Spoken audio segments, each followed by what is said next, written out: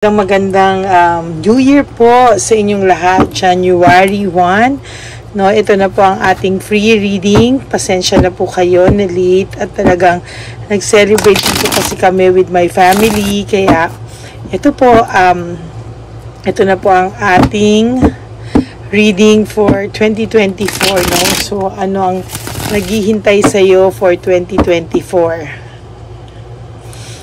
Okay, so kamusta po ang inyong bagong taon? Sana ang bagong taon nyo ay puno ng saya. For those of you, alam ko at nararamdaman ko ang energy nyo, no, na malungkot kayo nung December 21 kahapon, ano siya lagi ang naiisip nyo. Sana po ay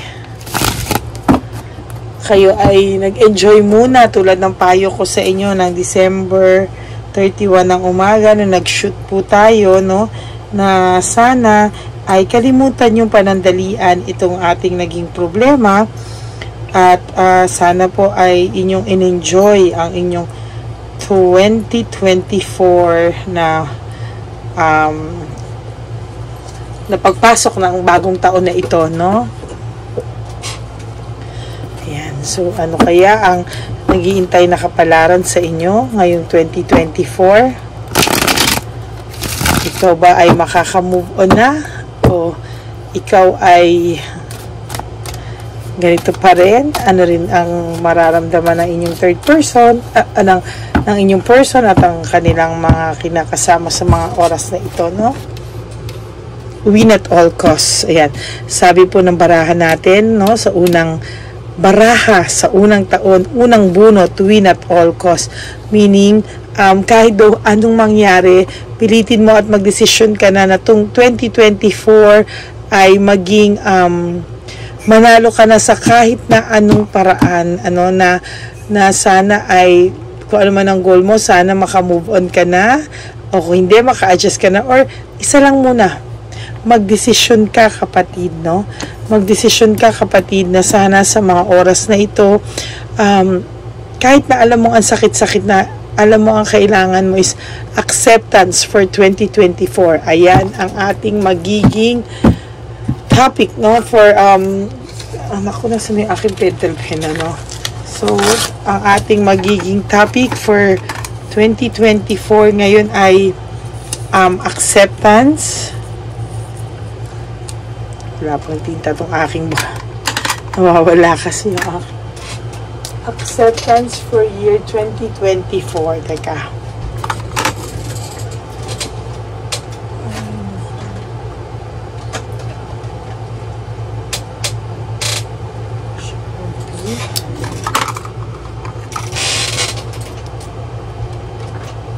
So, acceptance for 2024.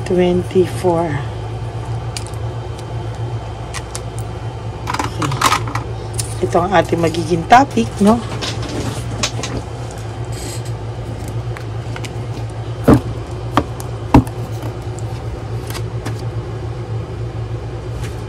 Ayan, ano, for some of you na nakapag-desisyon na for 2024 na acceptance, ano, na-accept na nila yung kanilang buhay. Mas maganda kung wala itong toxic na tao sa buhay nila, no? So, ngayon for 2024, handa silang harapin at huwag kayong mag-alala for those of you na nagdesisyon na mawala na tong taong tutuluyan sa buhay nyo. You will experience happiness, joy, success, and confidence. For some of you, hindi ganun kadali, pero soon, mas malapit na sa inyong dumating ito, no? Kesa sa mga taong na-stuck. Ayan.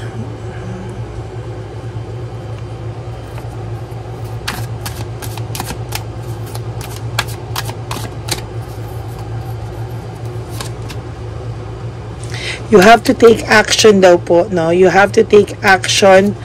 Oo, ayan. So, kailangan mo mag-action. Kailangan mo daw talunin yung fears mo, no?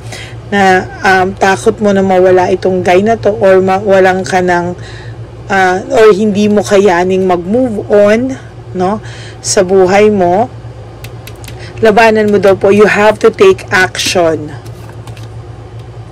Okay, for some of you, nag-iisip ng legal matters, no?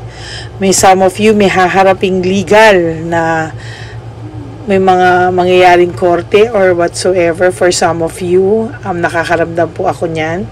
Huwag kayong mag-alala. Magiging maganda ang result niyan para sa iba sa inyo na nagpaplano, no? Okay. For some of you, alam mo naman daw kung nasaan ka. At ang dami na daw sign na binigay sa inyo ni Universe, ng Divine Universe, ng Spirits, Gods and Goddesses, ni Mama Mary, ni Papa Jesus, na ang dami na nilang binigay sa yung sign na ikaw ay sinasaktan nitong taong to, ikaw ay niloloko na lang ng taong to, pero sa totoo lang, ikaw na daw yung problema, no? Ikaw na daw yung matigas ang ulo.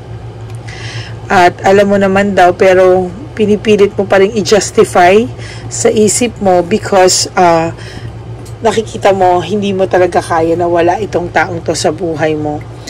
And sasabihin mo kakayanin mo na. For some of you, okay, sasabihin mo kaya mo na, pero pagka ayan na naman, marupo ka na naman ulit. Pag ganito yung nangyari, hindi mo mababalanse ang bagay sa buhay mo, and you will always experience deception. And ayan o, you have to balance your decision. Alam mo na daw yung pinakita sa'yo at pinaparamdam sa'yo, pero still ikaw pa rin daw yung makulit na isip ng isip, at ikaw pa rin daw yung makulit na pinipilit mo na lang yung bagay na to. You want this relationship to work or bumalik sa'yo kahit na alam mo na niloloko ka na lang. Because itong taong to ay sobrang cold na sa'yo, no? Ayan. Nawala na siya sa'yo ng gana, nawala na ng pagmamahal, may iba na siya. Pero still, naghahanap ka pa rin ng, umaasa ka pa rin sa puso mo. Sa utak mo, ayaw na. Sa utak mo, gusto mo ng tulungan. Pero sa puso mo, gusto mo pang lumaban. For some of you, nakakakita ako ng sobrang victory and success. No, for some of you na wala ng contact, naka-adjust na sa buhay, and nagkaroon na ng self-acceptance sa inyong sitwasyon. Don't you worry, guys. You will feel victorious and successful. Just step by step, small steps, no, little steps, no, and you will get there. Okay, you have to free yourself from the deception, ano? Kasi ayan na sinasabi na freedom. Tapos self-deception, meaning ikaw na po yung nagloloko sa sarili mo sa sitwasyong ito.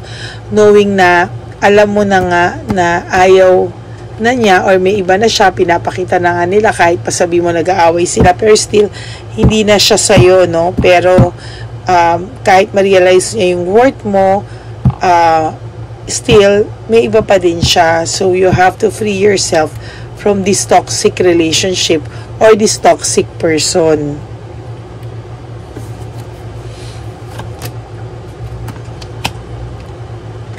Lack of purpose, parang sabi mo ngayon, pinangakuan ka, or ngayon, alam mo yun, binola-bola ka, tapos the next time, hindi na naman. It's because, ganun siya, hindi na to magbabago.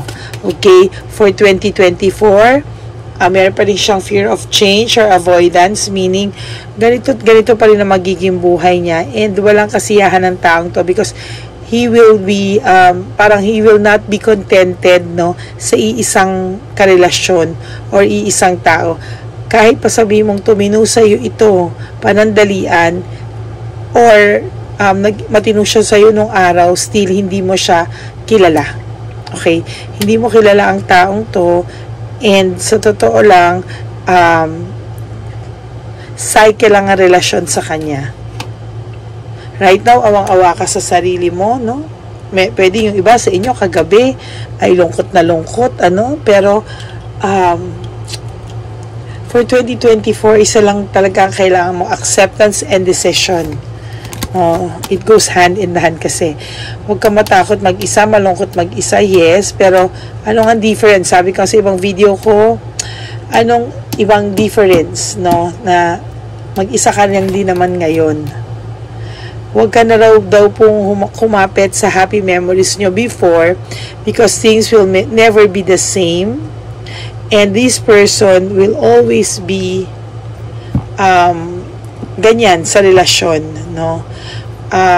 This is a very toxic relationship, nakikita ko, no. Mas angat yung lungkot, mas angat yung sadness kaysa naging sasaya. So yan, so for 2024 wala ako nakikitang balikan na mangyayari for some of you, ano. Home conflicts, lack of support, ghosting and everything, lahat po yan, no. For some of you naman, guys, ayan, no, for some of you talaga hindi na ko contact yung tao, magiging masaya na siya talaga without you. And for some of you, tatlo tinitingnan ko sitwasyon dito. Okay, for some of you, he will realize your worth, no? May confusion, may kaya lang kahit ma-realize yung worth nyo, instability, meaning hindi pa rin stable, so meron pa rin nagbabadya na mauulit at mauulit ang nangyari sa inyo.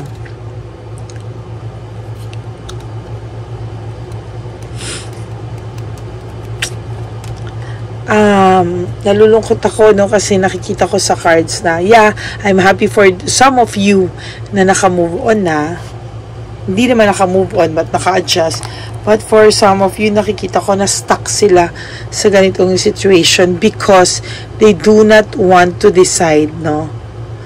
Talagang gusto pa rin nilang bumalik sa kanila kahit na toxic itong taong to. Mas marami po yung na-retain for 2023, hindi nila na-let go kaysa sa mga iba na naka-let go. Pero I'm happy that some of you really decided to move on without this person in your life, no. So sa mga tao sa inyong iba, itong karelasyon nyo ay pwedeng nagtataka kayo kung wala kayong contact nito or minimal contact kung nasaan, biglang wala siya, nasa iba siya, and panay, makabundong bagay ang ginagawa nila or panay kalaswaan na hindi ka nila naalala sa mga oras na yun, no. Pero may maaalala ka nito pagka ang topic na ay aalagaan, ganyan, sa pag-aalaga, ikaw talaga yung number 1 nila, no.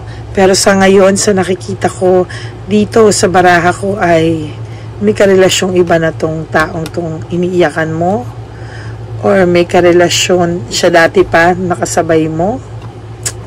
This is about new feelings, eh.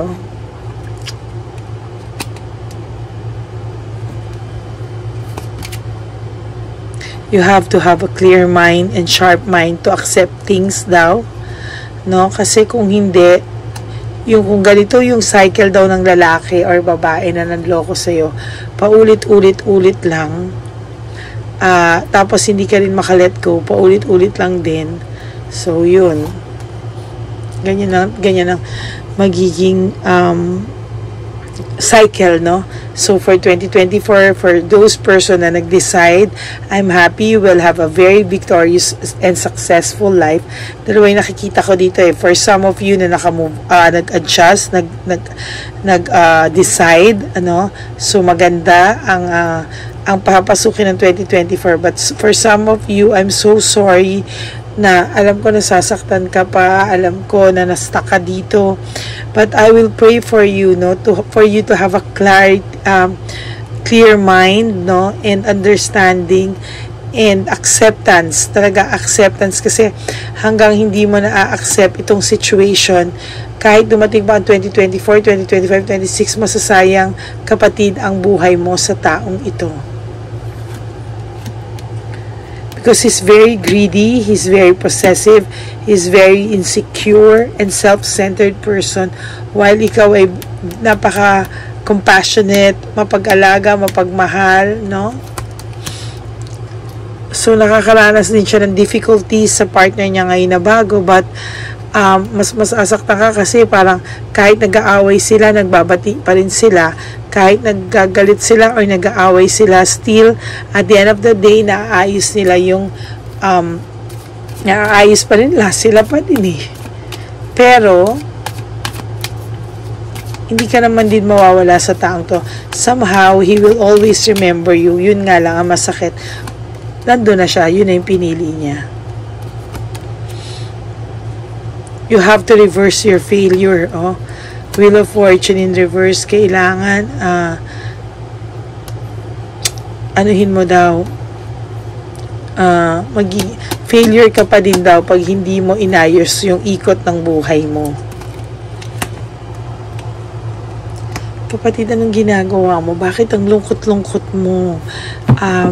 Bakit mas lalo ka pang nalungkot? Mas biglang bumigat pa yung pakiramdam mo. For some of you na nag-enjoy, I'm so happy because masaya na kayo. Hindi kayo masaya pero pinilit nyo pa rin maging masaya, no? Pero for some of you, sobrang nakikita kong pain, parang bumagsak sila, parang lalo silang nalungkot, no? For some of you na lumalaban kahit masakit, mahirap, I'm so proud na kinakaya nyo yan.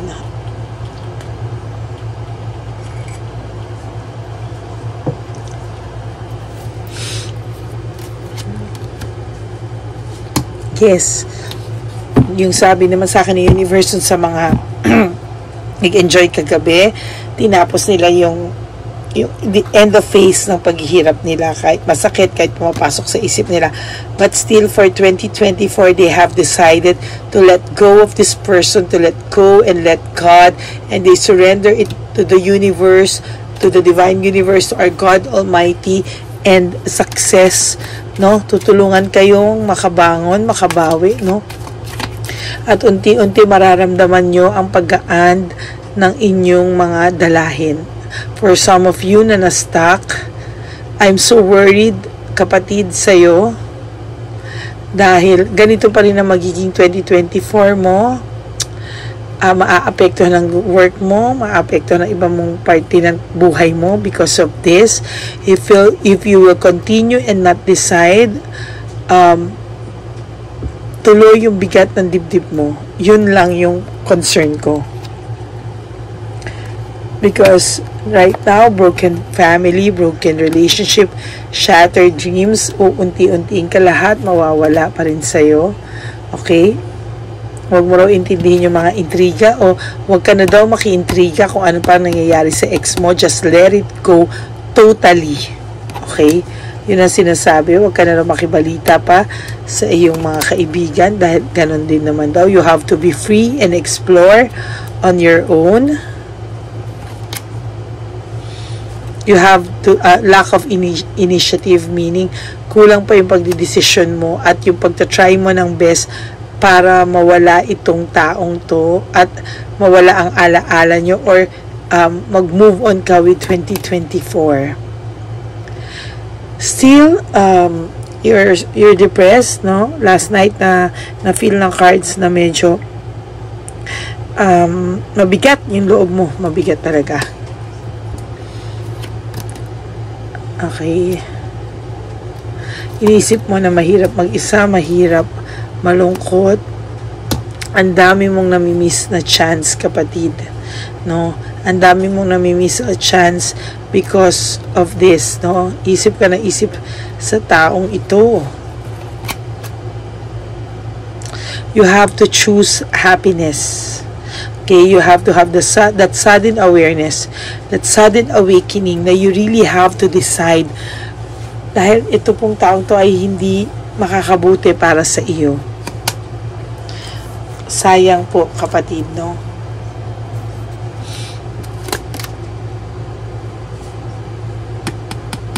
Ibalik mo daw ang sarili mo, ibalik mo ang control sa sarili mo.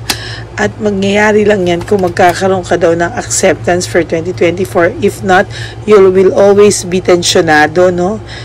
Tensionado at wala kayo magiging ano kung hindi ganyan. Sabi po dito, wala ka na dapat pupuntahan, ano, baba ka na. At ang liit-liit na ng tingin sa'yo ng taong to. So, you have to decide to go up. Hindi ka na pwedeng bumagsak kasi bagsak ka na. So, you really have to get up. And, tulungan mo raw po ang sarili mo for 2024. Acceptance is the key for 2024. Hinihila niya yung energy mo, no? Naghihina kayo ng energy dahil pag naiisip ka niya, no? Gusto mo man niya mag-reach out sa'yo, pero darating ang araw, babalik din siya sa ganitong gawain. So what for?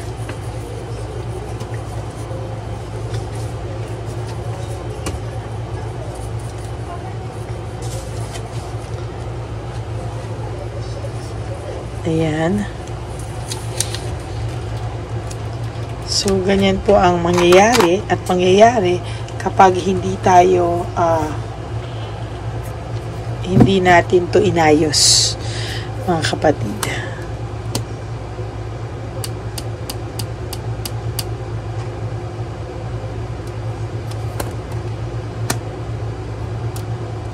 May mga ina-avoid mo lang daw po yung sakit, no? Alam mo naman daw po yung katotohanan, ayaw mo lang din tanggapin kasi ayaw mo magkagulo or ayaw mo masaktan palalo. Pero kapag hindi mo tinanggap, lalo ka mai-stress and may burden dito sa sitwasyon mo. So for 2024, kapatid, you really have to accept the situation and move on and decide and move on. No, so acceptance is the key for 2024. Ayan. Huwag mo na rin daw po paapektuhan yung work mo, or for some of you na jobless, you have to look for a job and ibahin mo yung aura mo, ibahin mo yung tingin mo sa sarili mo, ibahin mo lahat.